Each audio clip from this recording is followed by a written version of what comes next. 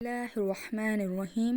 حدثنا الحميدي عبد الله بن زبير قال حدثنا سفيان قال حدثنا يحيى بن سعيد الأنصاري قال أخبرني محمد بن إبراهيم التيمي إنه سمع علقمة بن وقاص الليثي يقول سمعت عمر بن الخطاب رضي الله عنه على المنبر قال سمعت رسول الله صلى الله عليه وسلم يقول إنما الأعمال بالنيات وإنما لكل امرئ ما نوى فمن كانت هجرته إلى الدنيا يصيبها أو إلى امرأة ينكحها فهجرته إلى ما هاجر إليه۔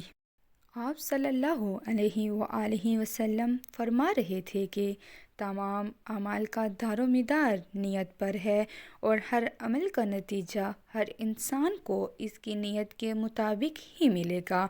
بس جس کی ہجرت دولت دنیا کے حاصل کرنے کے لیے ہو یا کسی عورت سے شادی کی غرض سے ہو، بس اس کی ہجرت انہی چیزوں کے لیے ہوگی جن کے حاصل کرنے کی نیت سے اس نے ہجرت کی ہے۔